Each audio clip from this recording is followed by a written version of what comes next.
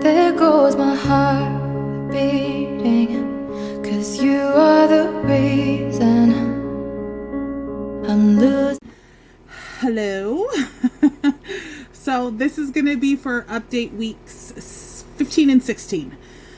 Whew, a lot happened during those weeks. Like a lot, you guys. During week 15, everything went great. Everything was good. And then week 16, we had our ultrasound, and we found out that we are having a girl, just like I thought we were.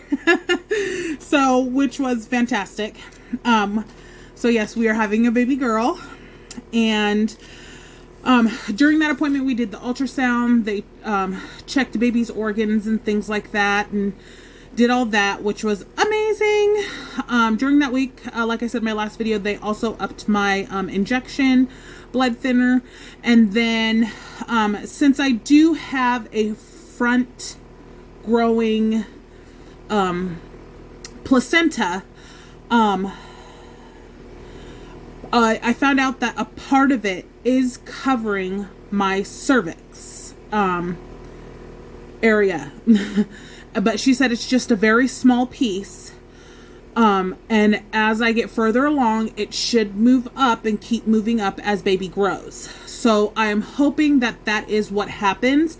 And she said during the 20 weeks, it should be fully out of that area to where we can do a VBAC, which I am completely and utterly happy about, because I do not want another C-section. And I made it very clear at this appointment that I'm not having another C-section. I have had a hospital birth with epidural with my first 3, and then I did home births with all the rest of my kids, unmedicated, all natural. And then with my last one, Bubba, as you guys know, had a C-section. I have been induced twice, so I went through that as well. I've experienced every way to give birth. I have done it. I've been induced. I've done it naturally at home. I have done a C-section, and I've also done epidural. So I've had it all.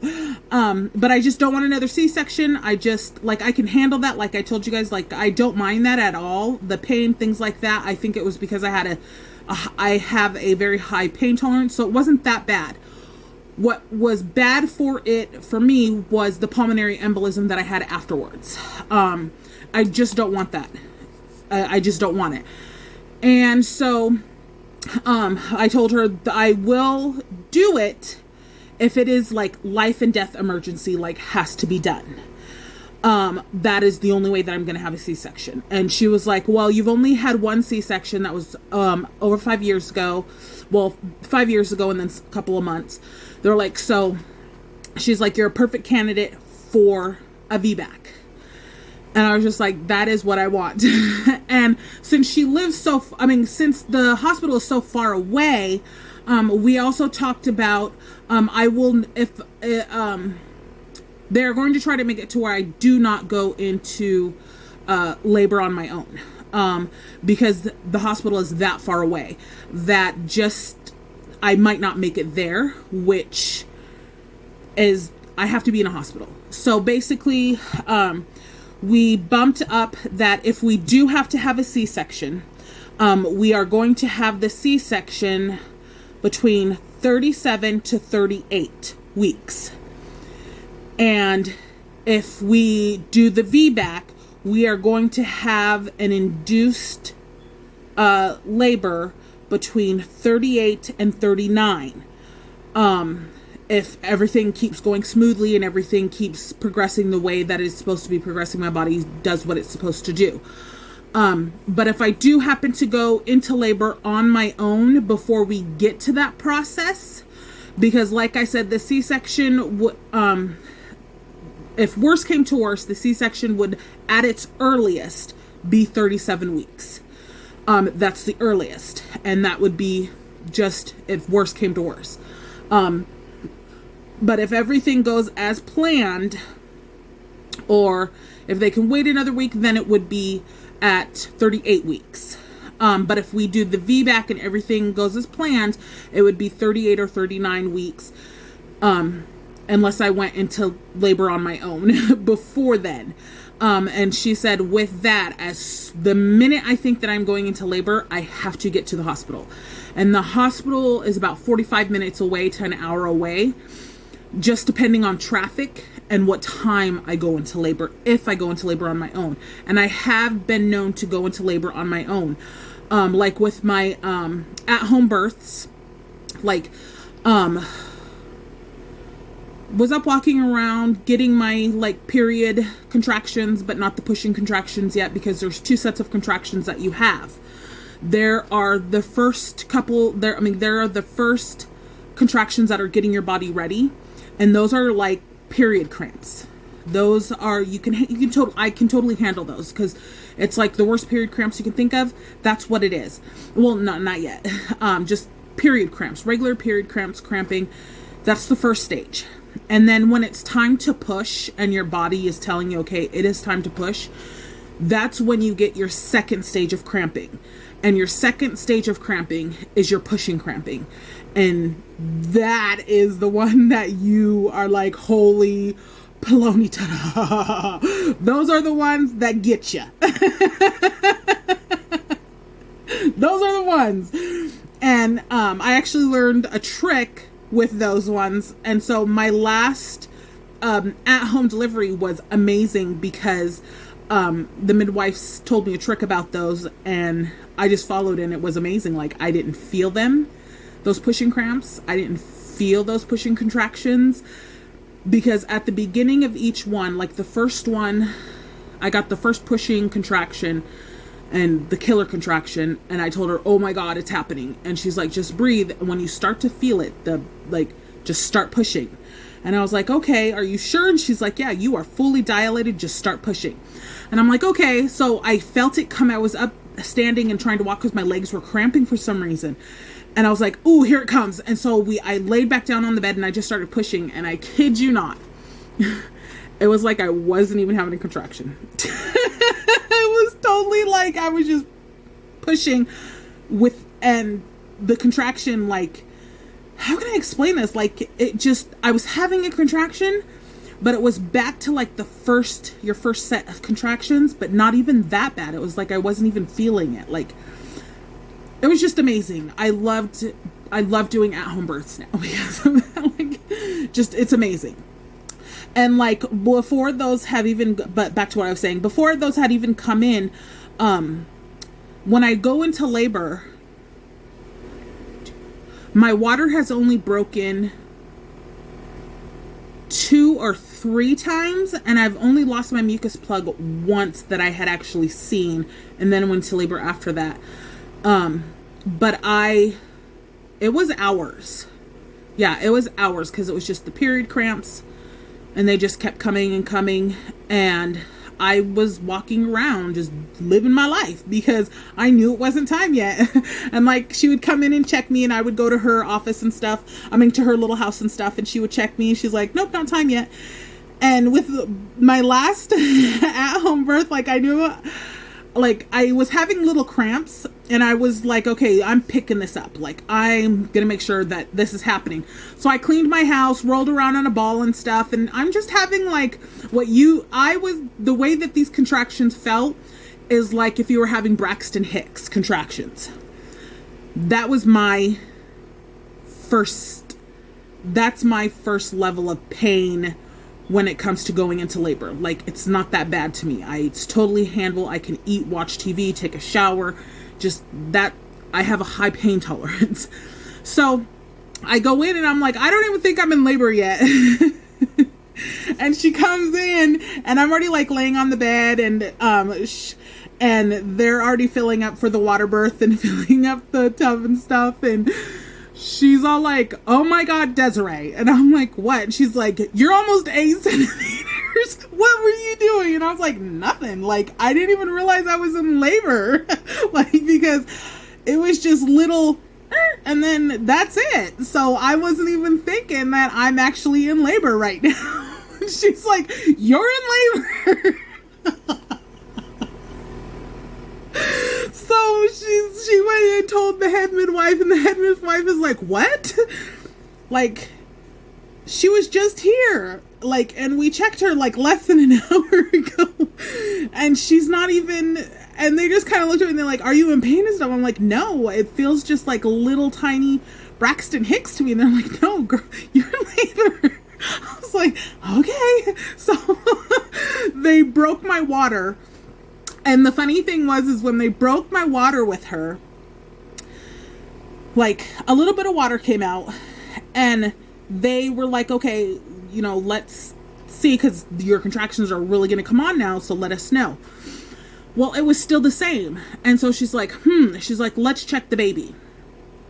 Well, so they checked her again, and she's like, I just broke your water. And she's like, there's another sac. And I'm like, what? So actually Penelope was born in 2 sacs. She had 2, it was just 1 placenta, but it was 2 sacs that she was in, and it was like really thick, real thick. Like she was protected, like nothing was getting to her. And so they had to break that sac open as well. And then after they broke that sac, took about 30-40 minutes for those other contractions to finally hit, and for her to come fully down and into the position that she needed to be in. And then she was out. So I really want to have a VBAC. I do not want a C-section. So we discussed that with the doctor, went through all of that stuff, and she's all like, so this is our plan, this is what we're gonna do. And I know that with a VBAC, I am going to have to get the spinal done, where they're giving me an epidural, and that has to be in there. Just, even though it's not going to be medicine or anything or an epidural, they still have to set it up like they are giving me the epidural. Like I still have to have that in there. So just in case they have to do an emergency C-section and rush me off, they can just put it in there, do the C-section, good to go. So I know that's in there, and I keep thinking like that's going to tempt me to tell them, bring on the epidural, bring on the epidural. And I'm just like, okay, you know. And so I'm not even going to say that I'm going to try. Sorry, just got a phone call. So I'm not even going to say that I am going to try to go natural, because if it's there, I'll probably do an epidural, since they're going to put that in my back anyways. And that's the number one reason why I do not want a C-section, and why I quit having my children in the hospital, is because when they did the epidural with my last children, they hit a nerve. And when they hit the nerve, what happened after that is it kept going. The first one went down my right leg, to where my big toe on the outer part of it is numb all the time now. Like I can feel it, like if I go like this to it and push on it and stuff. But if I just rub it and anything like that, like it's numb. It just went numb. And it was just something that happened from the epidural. He hit a nerve. And then when I had December and I went in, they were prepping me for the D&C after I had her, because the placenta wouldn't come out because I had her so early. They were putting it in again, and he hit a nerve again, and this time it went down my left leg.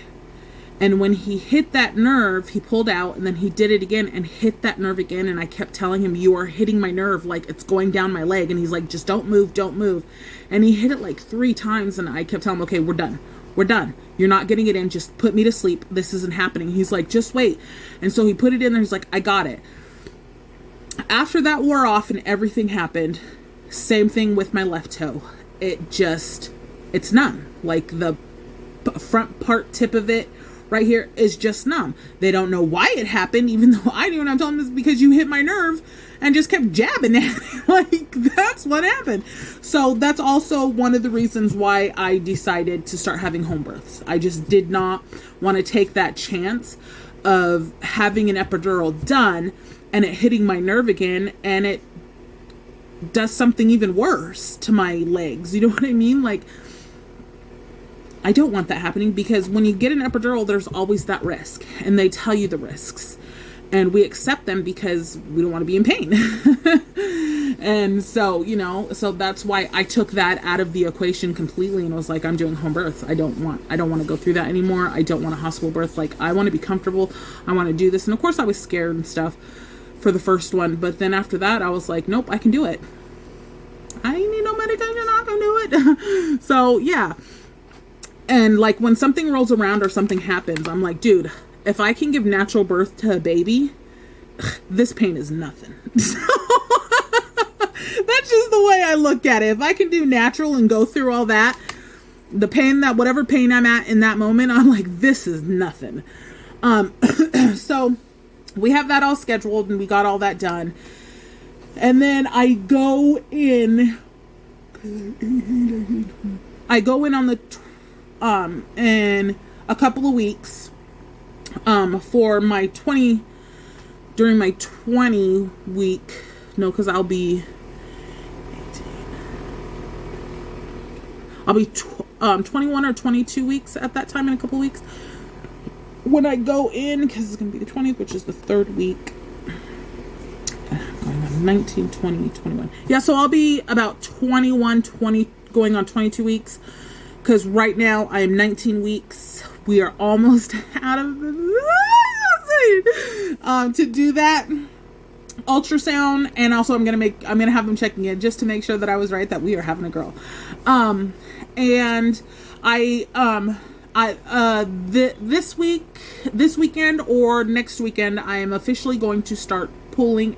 Okay, once I hit 20 weeks, I'm officially going to start pulling out my boxes of baby stuff and washing all the baby clothes and going through all the baby stuff. And of course I'll film all that with you guys. Because like I said, we have everything already for a baby girl and even a boy. So I don't need much.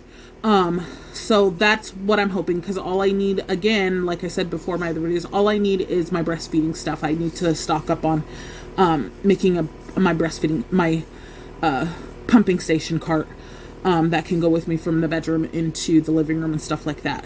And then I am going to put together a bedside nursery this time. We are not going to put a baby, of course, in a room yet. She's going to be with us for a while first, just because that's the way I want it. And then we will make room for her in one of the bedrooms with the kids, with the younger kids or one of our older children. But it'll probably be the baby that goes in with the other baby. That goes in with baby bubs. So yeah, so I'm going to do a bedside nursery, set all that up there. But I really don't think I want to start getting that done. But then I'm like, if I don't start, I'm not going to do it. Because even in my nesting phases, like, I just clean and organize and do all that. And I'm like, I can wait to do the baby stuff. Like, I can wait. And I always wait last minute. But I'm like, no, we ain't waiting last minute this time. But then I'm like, yeah, we can't. Like, I've done this before, so I know what I need. Like, I ain't gotta rush. And I do, like, it's gonna be a very minimal baby stuff thing. You know what I mean? Like, it's gonna be very minimal, because I know exactly what I need, and I know how long I'm gonna need it for, and I know that we're not gonna need a lot of stuff. I have 8 children. I know what works for our life. I know what I'm gonna need, and it's not a lot. And so, like, I don't need to be pulling out and setting up like all of these clothes. It's just, I don't need them at this moment. So I think what I'm going to do is I'm just going to take out the things that I know that we're going to need, and I'm just going to have a little basket in her little part of her bed and stuff like that for the clothes that she is actually going to wear, because for the first 3 months, when we have her, we just don't leave the house. It's just our culture that we don't take them outside. The only time that baby in the first 3 or 4 months goes outside is to a doctor's appointment. And I've done that with all my children. Me and baby are home. We do not leave the house for any reason except for doctor's appointments for the first 3 months. Nobody comes in, nothing. That's just, except for my mom and except for the grandparents, my mom and my dad, of course. Yeah, because it's just the way it is for us. That's just the way it is. And I'm okay with that because it works for us. So for the first 3 months, I know exactly what I'm going to need for her while we are in our home, and before we start, taking her out into the world. So for the first 3 months, I'm not going to need very much. I'm just going to need her pajamas because that's what she's going to be in. I really don't do onesies in the beginning because I do cloth diaper, and there are the pajamas with the open bottoms. Love those because those are the most easiest things because all we got to do is scoot it up the bum and change the diaper. That's simple. I love those open foot pajamas. That is what she will be living in because that's what Bubba lived in too for the first 3 months that we were home with him. And then of course mine, because I was binding my tummy and all that stuff too. So even if I don't have the C-section, this time I am going to do tummy binding this time again, just to help my tummy go back into place. So I'll do that for the first 3 months while I'm at home too. And then of course, just keeping myself warm, keeping baby warm,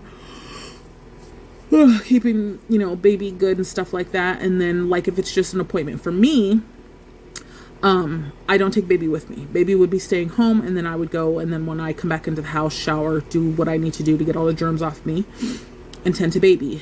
So that's just the way it is. Like, it's just the way it is. It's just the way it is. Like, I keep wanting to give a reason why we do that, but it's just for mine and baby's health, and it's just for our safety, and it's just for baby's safety, because baby's immune system isn't that great in the beginning. Like, they are just building that up. Yes, they get part of their immune system from their mother, but at the same time, they are being introduced into a new environment with new bacteria, new things that can potentially harm them.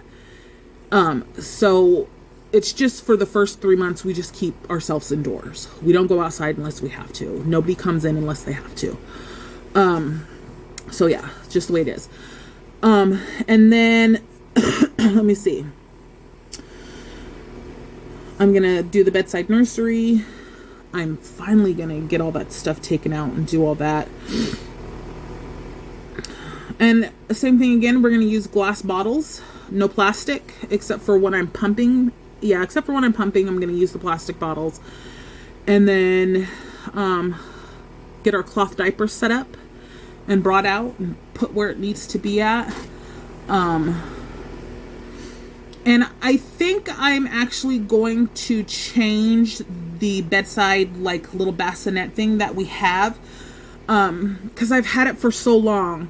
And I want one that will come up to the bed, because our bed is so high. Because I actually built this bed by myself. Yes, I do love doing that. Like, I love building stuff. Woodwork. It is so relaxing. Like, I absolutely love it. But anyways, so I want to get one that is height adjustable and also can come down on one side. So that way I'm not like reaching in and having to reach over to grab her. I want it just to where I can reach over, bring her in, feed her, bring her back out. And I know that people are against this and things like that, but I'm not. And I've done it with all 8 of my children. She will be sleeping in the bed with us.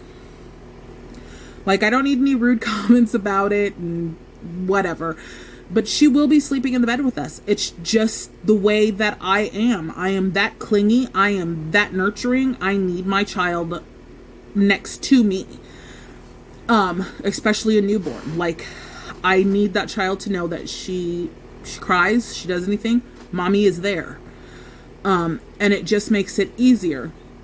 Also, so some nights she will be in her bassinet beside the bed, and some nights when I just want her next to me and I want to hold her and I want to sleep with her next to me, she's gonna be next to me. It's just the way it goes. So yeah, so I'm not gonna apologize for it and be like, so sorry, you know, if you don't like it, you don't like it. But if you don't like it, you don't like it. If you don't, you know, I'm not gonna argue about it. I'm not gonna, you know, say that, oh, this and this and that for people. That's what I do. That's what we do in our house. And that's the way it is. I'm that attachy mama. Well, it's not that I'm an attachy mama. It's just some nights I'm just going to want to hold her and have her there beside me in the bed with me. Like, that's what I want. And of course, okay, let me make this clear. It's not going to be like she's laying right there to where anything like that. She's going to be in one of those, what do you guys call them? Because I always do that with them, to where I will do that. So when we roll and stuff, she doesn't. Well, she's going to have her little bumpers beside her and stuff that keep her in her area. So like when I move or daddy moves, we are cut off right there to where we can't squish her, basically. That's what, like, I don't know what the name of it is, because you know when you would just kind of roll the blankets and then put it around the baby, so if they roll or anything like that, they don't roll out of that space. That's what we do there as well. And so it's like, I don't even need to explain it. She's sleeping with me. She's sleeping with me, okay? It's just the way it is. And then let's see. What else? So yeah, I just got to get everything done. Week 16, symptom wise and things like that. Oh my gosh. So it is still happening now, because right now I'm going into my 19 weeks. My nipples. Fudge. Like, I have never had this nipple pain before. I've had nipple pain before, but not this bad.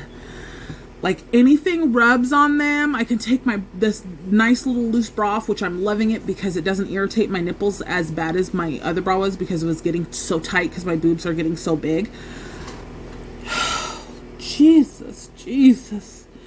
Like, if they rub on anything, if I'm laying down and I'm not being suffocated by my boobs, like, even my husband, if he accidentally rubs against them or anything, oh my God, it hurts so bad. And it's just my nipples. Like, it's just my freaking nipples. And oh my gosh.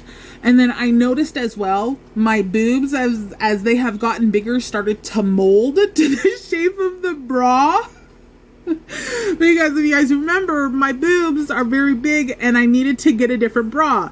Well, they were so big and like they started to mold to the shape of that bra, to where when I would take the bra off, it was like they were the shape of that bra, and I'm like, what the hell? So I would walk without the bra and then they would like even out. And well, not like even out, it's just they would go back to shape, I should say. And with this bra, because like I told you, I got one of the breastfeeding bras, and I actually have a couple more coming in. They're free to shape the way that they need to shape and expand in the areas that they need to expand and grow. They're not squished. So when I go to take this bra off, they're shaped to the way that they sit with this nursing bra, but it's not as much pain, only the nipples. And it's fantastic. So I don't know. Well, you know what? I had my nipples pierced. Yes, I went and got my nipples pierced with one of my best friends. And it takes like a year for them to like heal. Well, my husband is a big breast man. He loves breasts. And he always wants to touch them and mess with them and just do his thing. And so I had to take him out because he did not like not being able to touch them. When he just didn't like that. Like I kept telling him, like, you can't do, this is going to be too TMI.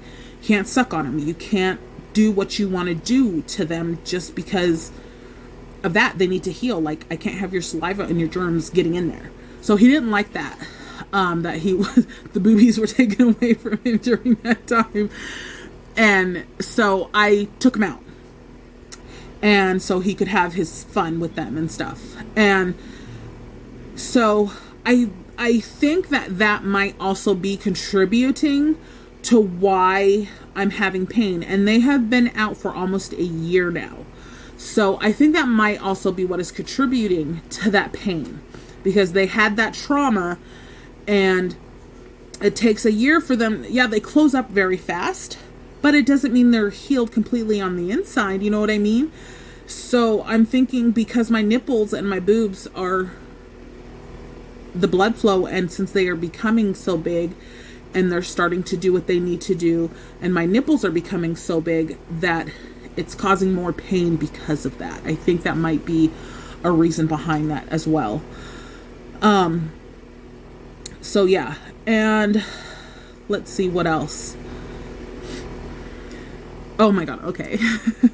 So even now, because it started, I will sneeze and I pee. I pee. And I'm used to that anyways, because I had 8 kids and I would, before I got pregnant, I would sneeze. If I sneezed hard enough, I'd pee. But now it's like I don't even have to sneeze. All I have to do is either bend down, bend over, try to get up from the chair, and the little gush will come. And I'm like, what? I'm like, come on now. Like, don't do this to me. Don't start just yet. And like, I'll go to the bathroom and I'll come back and I'll sneeze and more comes out. And I'm like, dude, we just emptied you. What? So there's that too now that's happening. And I did this one sneeze. I was in my husband's recliner chair and I was watching TV, and I've just been sneezing a lot because my nose, pregnancy, just my nose is boogery.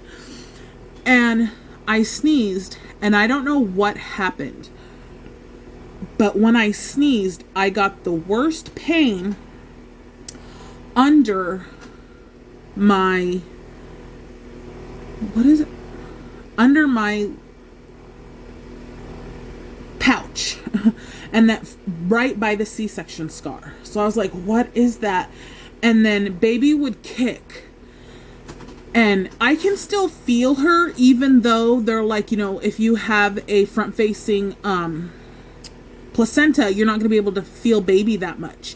I can actually still feel her, but it's like on the sides and underneath and up top. I haven't actually felt her like right in the middle of my belly just yet.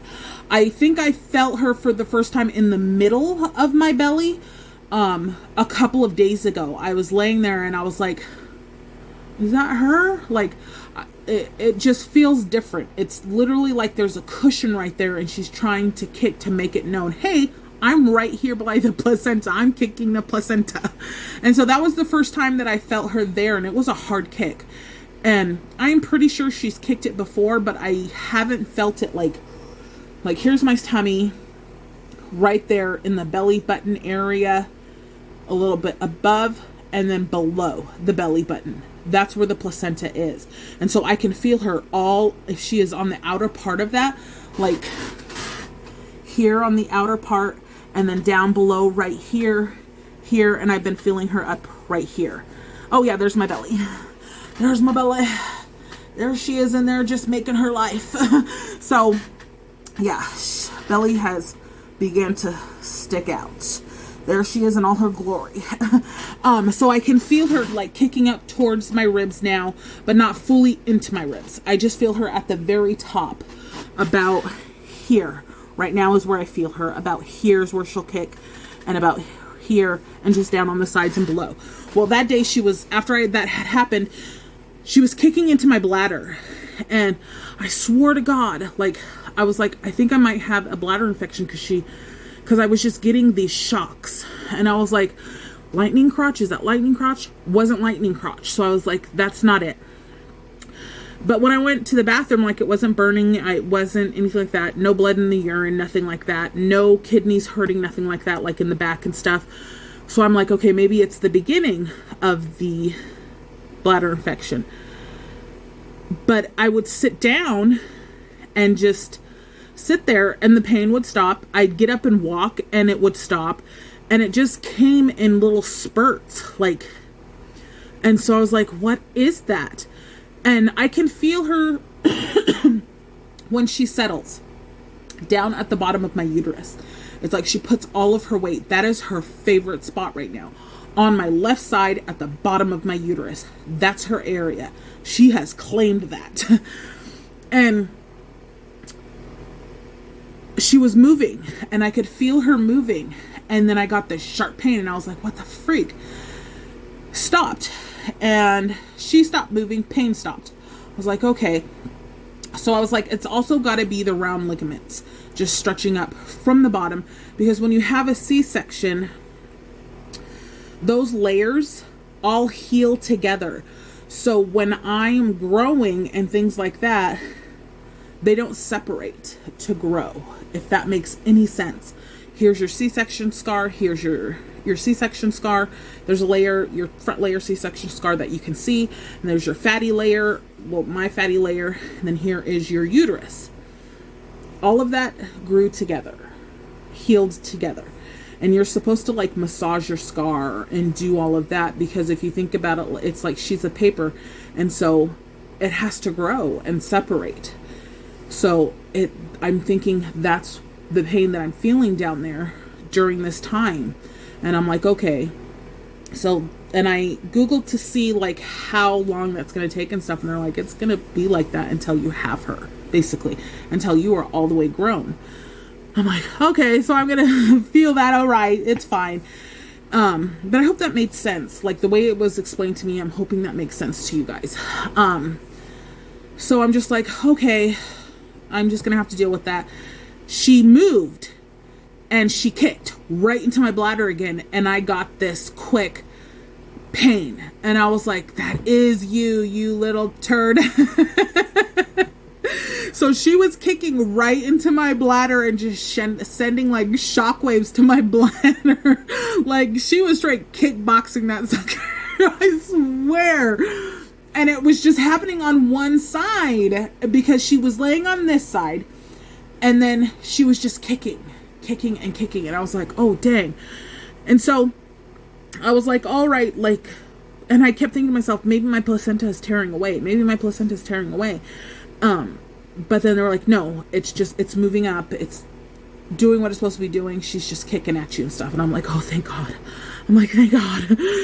And so, yeah, she was kicking at my bladder and just sending like these pain shockwaves into my bladder. And I swear I was like, oh my God, bladder infection, but it wasn't. It was just her kicking at me and strong little kicks to create that.